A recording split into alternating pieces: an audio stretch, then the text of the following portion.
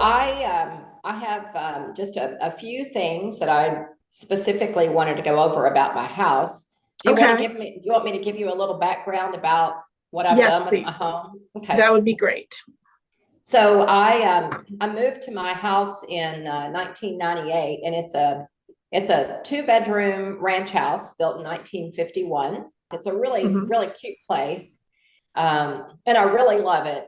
I wanted to keep the architectural integrity of what the house was about, so I've really tried to do that. And you'll see whenever I show you some pictures of the interior. I really liked the exposed ceiling. I added Ah. some beams that are a steel beam that is a kind of a neat component. Hmm. But I decided to keep them. So Okay. some of the questions I have center around those: my living area, my bedroom, that Got sort of it. area. Yes, Got it. Okay. I need some help with furniture planning, window treatments, bedroom. There's a few areas in there that I'm a Okay. little bit, confused on what to do. Great. So, would you like for me to share my screen and show you some pictures of my Yes, place? that would be great. Yes, Okay. Can you see my screen now? I can. Oh, All it's right. beautiful. It's Nice. gorgeous. I love it. I love the green rocking chair. Oh, thank you. Thank you. Very cute. Okay. So here is the entry whenever you walk in, um, with just a small wall right in front of you Hmm. that I have a couple of Hmm. things on. And then Hmm. over to the left is the walkway leading into the dining area, and then the open living area. Hmm. My Hmm. sofa there, and you can see into the kitchen from there too. You have beautiful light in there. Really Thank beautiful. you. Yes, it's Gorgeous. got a lot of good light. Yeah, and I love your doors and your view to the outside. Beautiful. Thanks. Yes, I put those in whenever I remodeled to open it all up, so it was kind of be an indoor outdoor Hmm. type of Right. situation. You can see the metal beams, Yeah, that I was yeah, talking yeah, yeah. about, That's what you had to put in to and support the ceiling. Yes. right, and the open ceiling. Hmm. Um, Hmm. and then as you can see how it leads into the back area. Beautiful. So first question, I guess I'll start here since we're kind of looking at this whole space.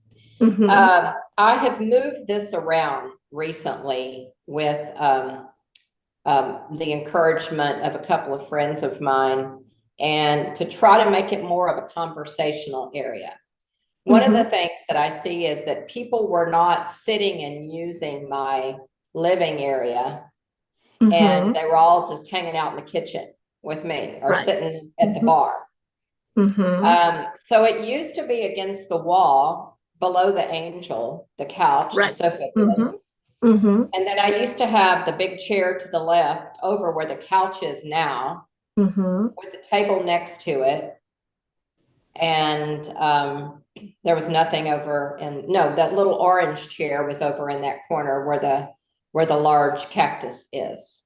And where did you find people would sit when they came over, besides in the kitchen? Did they ever sit in the chair? Most of the time, they would sit in the square chair Hmm. first. Hmm. That's the first place people would sit. And Hmm. then whenever I had larger groups of people, they would sit on the sofa.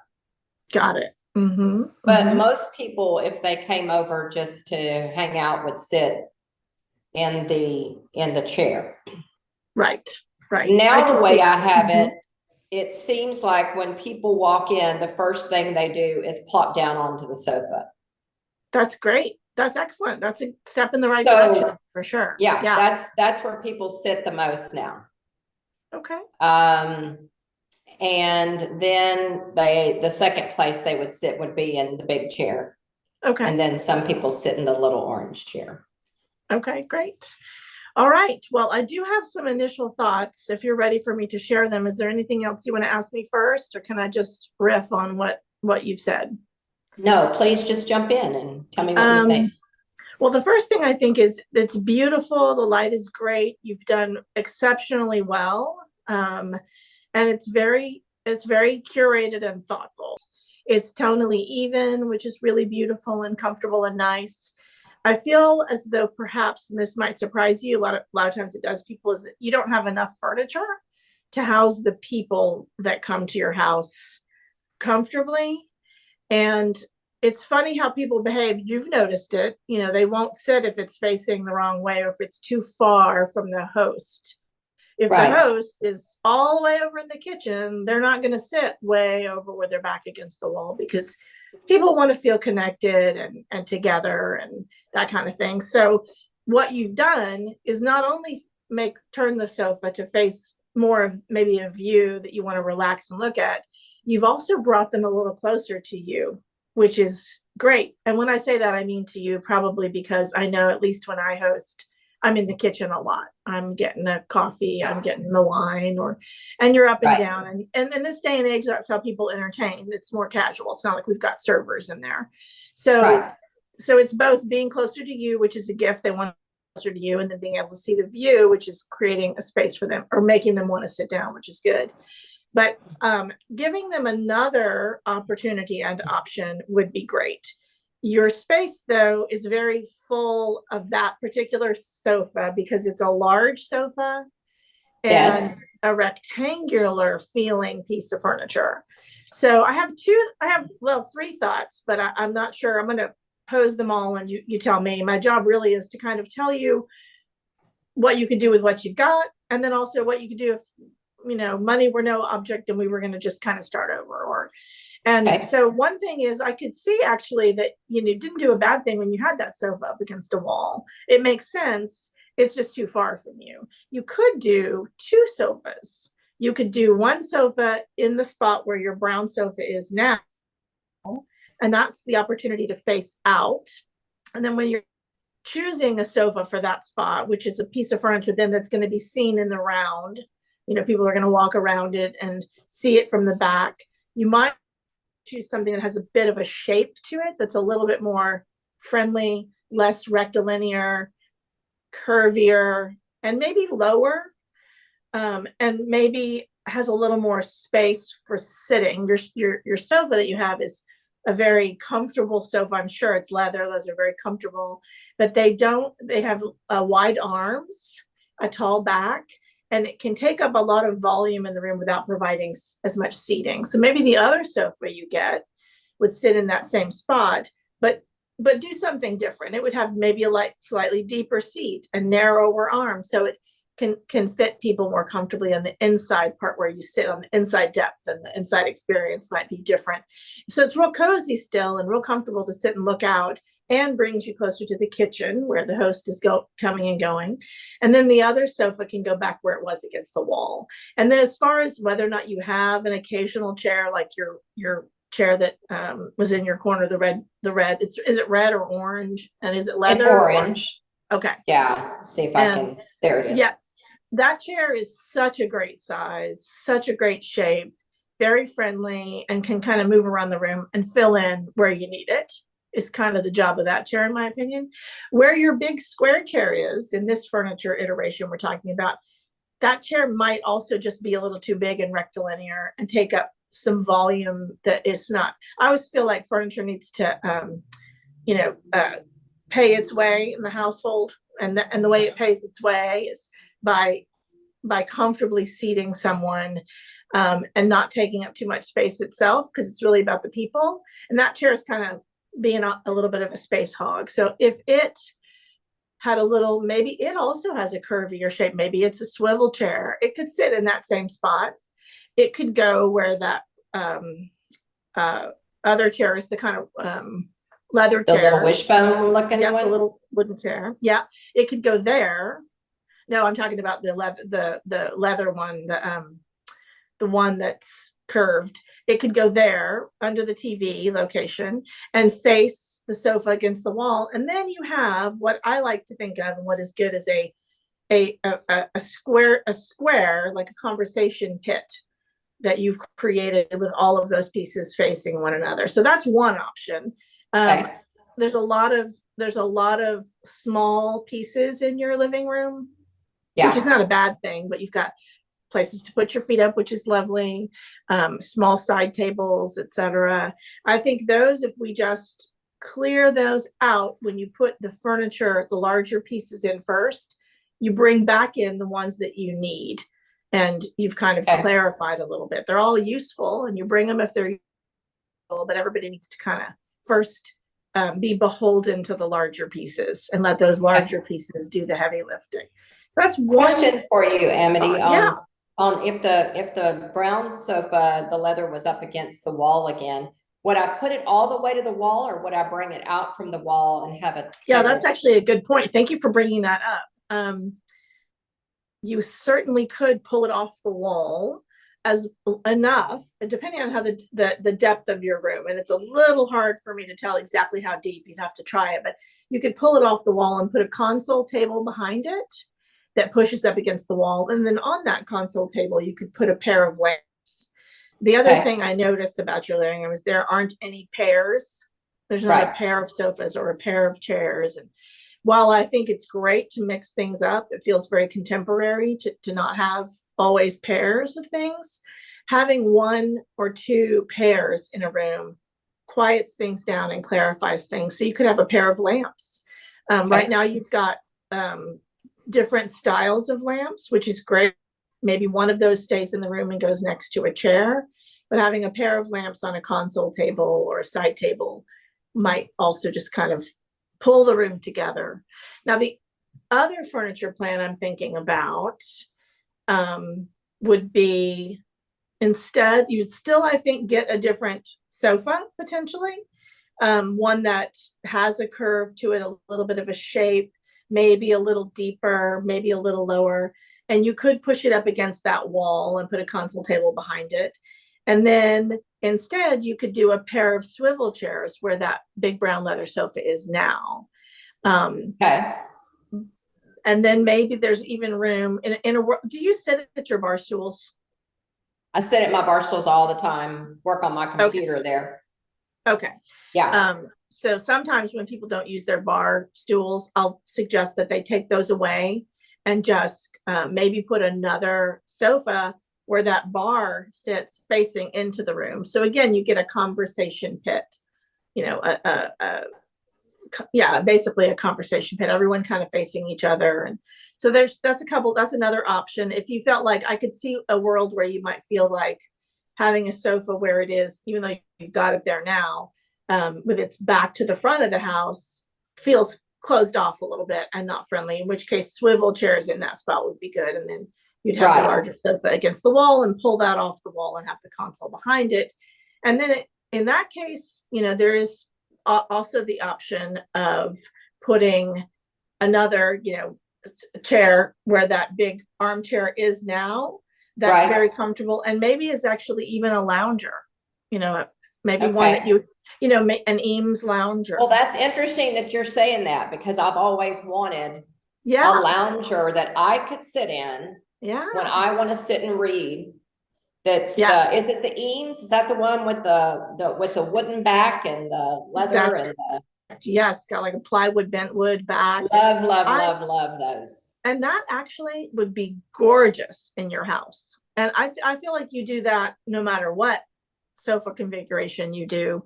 So that is another option. I would be interested in that. And I actually myself, when I go home, like you're saying, and I sit down at the end of a day and I'm going to relax, I usually, when I'm in this room right now, I'll either sit on the big square chair and put my feet up on the little ottoman there. Or sometimes I'll sit in a little orange chair, but I usually do not sit on my sofa myself. Interesting.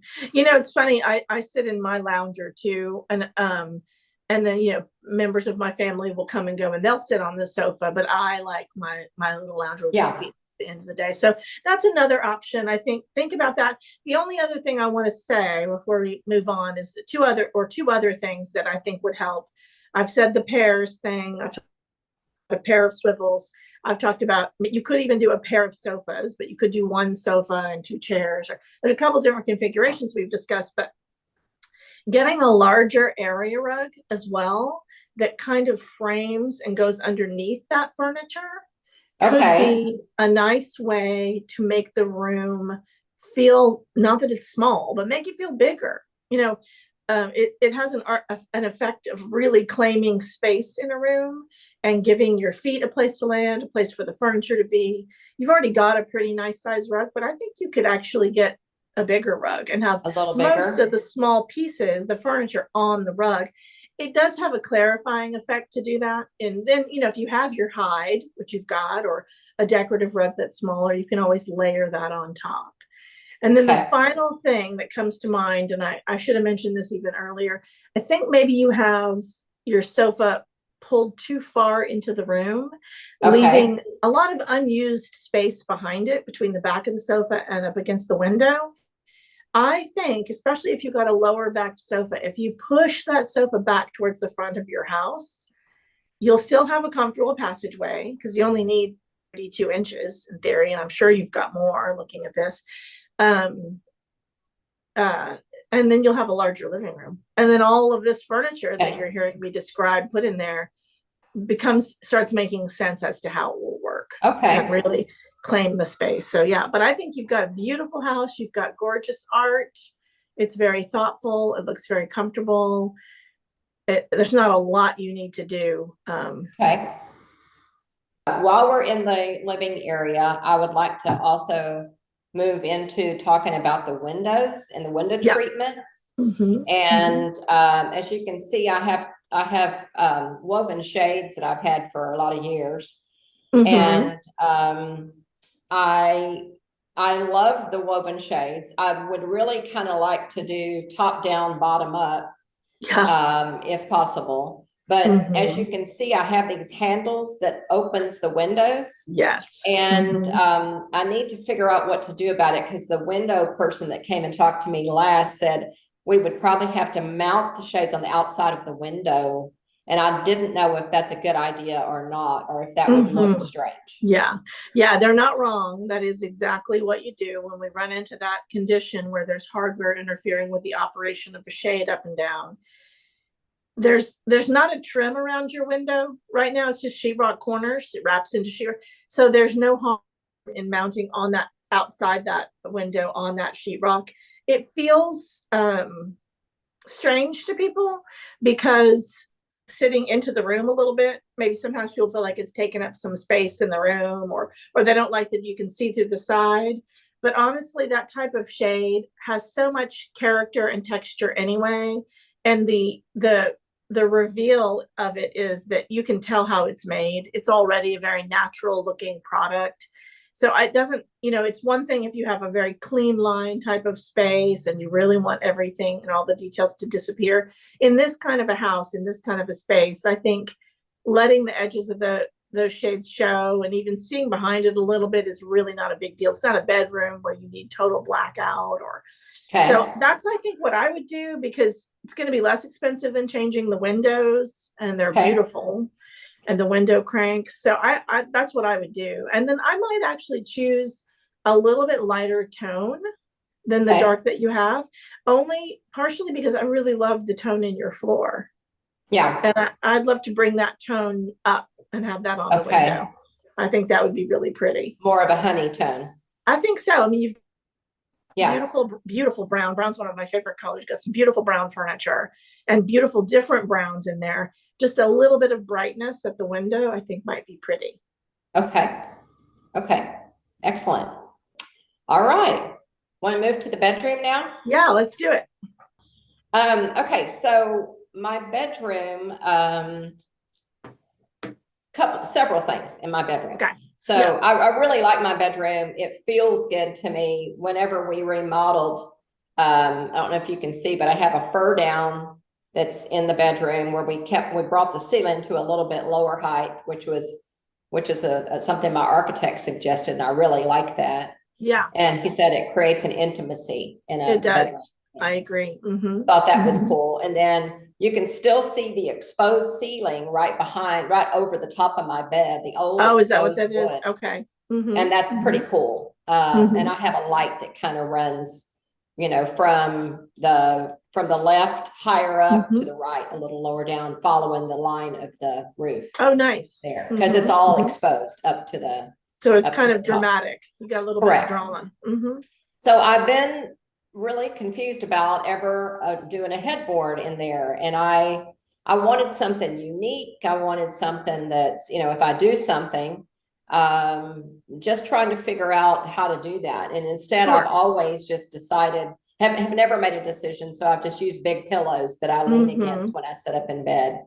So if you have any suggestions on Mm-hmm. Mm-hmm. headboard as well as maybe something at the end of the bed, Mm-hmm. that would be my next Yeah. question. Okay, great. Well, I definitely have a lot to say about that. First of all, also a very pretty room, very pretty light. The things in here besides the bed that come to mind is also maybe a larger rug Okay. that all of the furniture can live on, to create a bigger feeling room. It feels a little broken up. Part of that is toned. You've got a light furry rug on top of that wood floor. I would do like a tonal rug that is similar to your floor, but expand it out so that all the furniture sits underneath. Maybe it's a seagrass or a sisal, some natural material. You can still have your fluffy rug because that feels better on your feet, but it does quiet the room just like that drop ceiling does, which is great.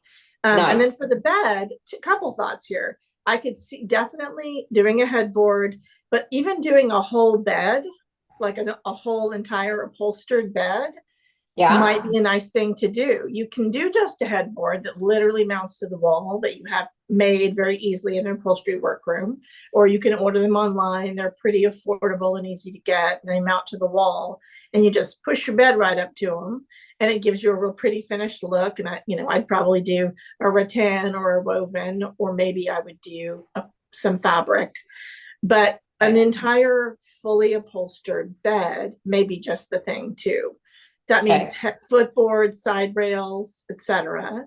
Yeah. It feels probably a little grand to go in that direction when you've just had a regular, a bed pushed up against a wall. But I do think it would claim some space in the room that would be nice. And you deserve it.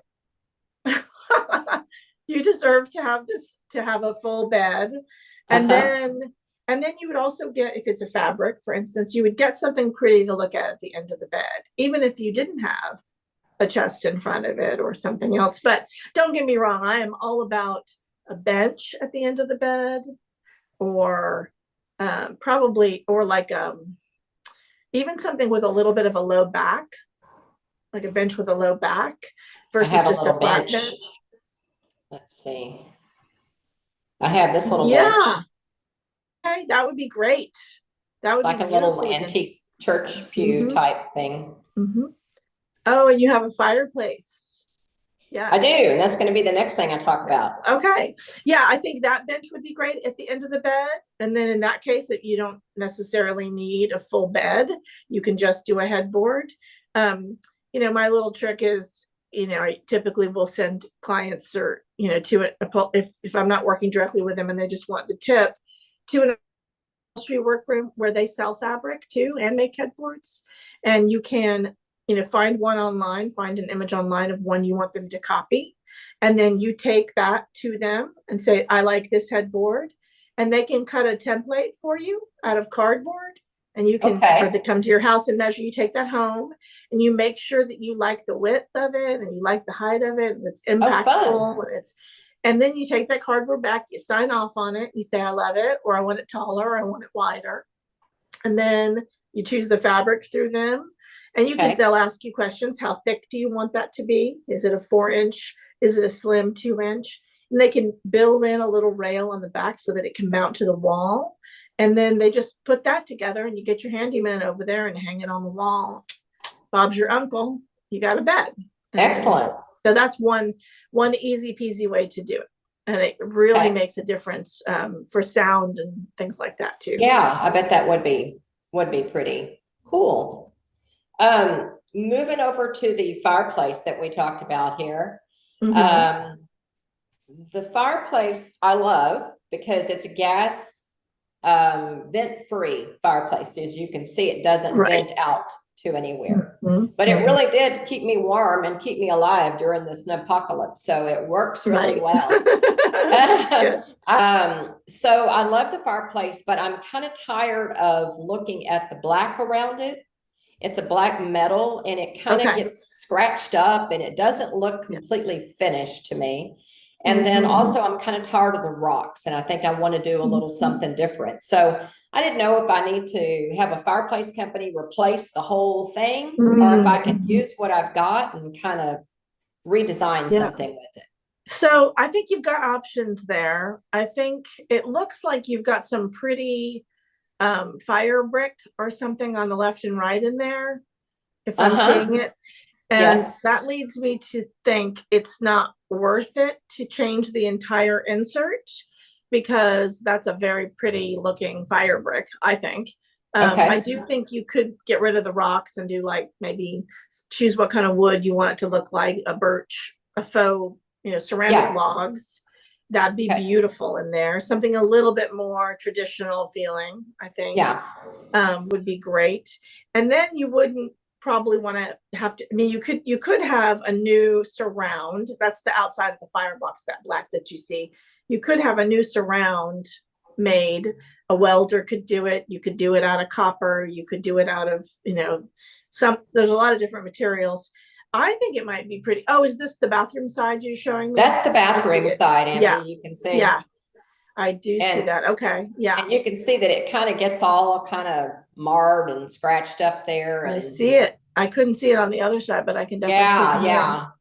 Yeah. I think one of the options would be to tile over the black part. You might leave that little flange that's sticking off and you can have that repainted. You can have the whole thing repainted. They just use fire I was just going to ask you that. Yeah. What would it look like if I even had the entire thing repainted to almost look like the steel columns that are in the living room?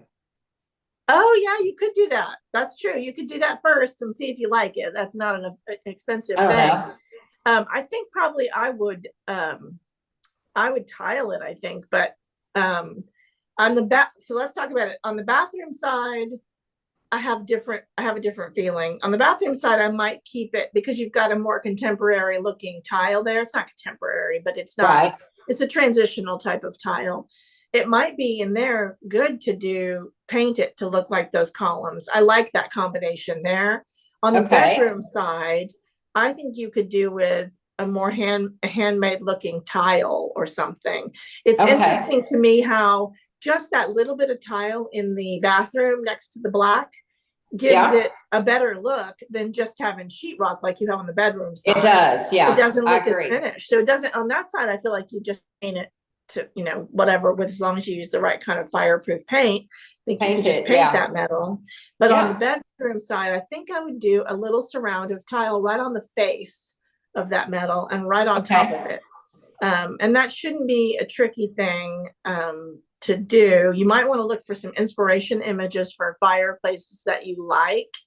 Handmade looking tiles. You've got a lot of kind of import looking items in your home. You could go Turkish. You could go, even a cute little, like slightly just hand wrought cottagey look with a simple white tile, a clay, maybe a terracotta body tile. But there's a lot of options. What you're going to want to do is find the options, the inspirations you like, and then find a tile place to go to that sells them, a dealer usually, like someone who carries along a lot of lines of different tile. And then you can have a conversation with them and say, is it fireproof? What's it rated for? And then they'll give you the name of an installer if you don't have one. The installer can tell you how much you need and then place the order. And, you'll want to make sure that whatever tile you use finishes nicely on all the sides, right? Like, I was just going to ask you, would it be, would you cover the entire black area with the tile? Or would you cover? I think you have options here. You could take the TV down and then treat that whole wall above the access panels. Those are access panels, I bet, underneath, right? Yes. Above the access panels all the way to the ceiling, or not to the top of that sort of chimney breast. You could treat that whole thing in tile, then hang the TV right back on top of the tile. Right. Or you could treat just around the opening of the firebox, and then you would put the tile, maybe you would create an opening, like draw a line around the outside and finish it off with some little pencil tile or Okay. some kind of finish tile. You could use metal edge too. You could use just a metal Schluter edge to finish off the Okay. tile, but definitely think about how you want that tile to look on the left and right on the edges and on the top and bottom if you don't take it Yes. all the way up. So there's a few options. A good tile Okay. installer can help guide you through some of these decisions too. I think you just Okay. start with your inspirations and see what you're drawn to. And then I believe you can just go, I know you can just go right over that metal. And if you have to have a little bit of black showing around the inside of that firebox opening, that's fine. You can just touch that up with paint and have the tile come right up to the edge. Okay. That's, I think, Yeah. what I would do. Okay. Now, All I right. have a question for you on this one. One more thing in the bedroom. Are you happy with your window treatments? I usually just kind of have them just like that. They're the shears with, they've got capiche shells on the ends, Yeah, I see that. Cute. which So I you're not like. afraid of monsters or zombies? No, as a Okay. matter of fact, I usually open this curtain. And so when I wake up in the mornings, I look out the window Oh, and good. that's how I start my day, just kind of, looking out. So I'm not at all afraid. So Okay, good. If it were me, I would cover them because I imagine zombies and things outside the window. But you're clearly more mentally healthy than I am. So That's funny. No, I've actually thought about, well, what if I ever want to sleep in or something and to darken them a little bit? And I've thought about just a simple roller shade or something that I could put on yeah. the inside, I guess, that would do that. But I would keep it open most of the time. Yeah. So Yeah. Well, I don't necessarily think you have to fix something that's not broken. I just am asking because that is unique that people are not wanting to sleep in and have a little bit more room darkening or so yeah. something to talk about. I have one other thought as I'm looking at this, and sometimes I just need to sit with it for a bit, but it could be really pretty to do plug-in sconces on the headboard to the left and right of your bed.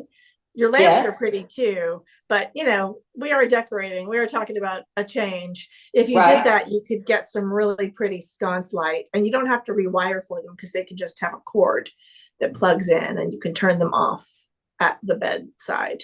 Okay. If that makes sense. That could be really pretty too. You could add a little, for instance, if you get a higher headboard, you could have a Yes. little higher sconces on either side. That might be pretty.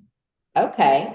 I kind of like that idea. What would the sconces look like? What would they be? Well, you could do something traditional looking with a little bit of an arm that comes out, like a metal arm. You can imagine a brass escutcheon at the back. A scutcheon is like a back plate, and then an arm coming out with a shade on it. That'd be really pretty. Maybe it's even an articulating arm that you can swing over for when you're reading at night and then swing back. You could do something really tight to the wall that's just a very slim, tight to the wall kind of contemporary look. That's just a Yeah. curved shade that mounts close to the wall. There's just so many options out there. They're actually very, very beautiful wood sconces. They're like Oh, very thinly cut wood sheets that you can see the light through, and they ooh, bend them over the light and make these beautiful shapes. And I'm obsessed with that. And that sounds great. it feels right for this house to me. I think it'd be real Yeah. pretty. They have some that almost look 50s, slightly at like Japanese in Mm, feel, and I know that's not exactly the direction, but you have a very eclectic home, and right. I think that would be an element that would really be beautiful and kind of mysterious and quiet, and just tie into a lot of what you have already going on in the space. Okay. Great. I love that idea. Great. Good. I think that takes care of all of the questions that I had, which is Excellent. super helpful. Great. I'm so glad. I'm glad I could be helpful. It's been lovely getting to see your very thoughtful, beautiful home. Thank So you. thank you. And good luck to you. Thanks, Amity. All right. Have a good day. Appreciate your time. All right. Bye-bye. Bye-bye.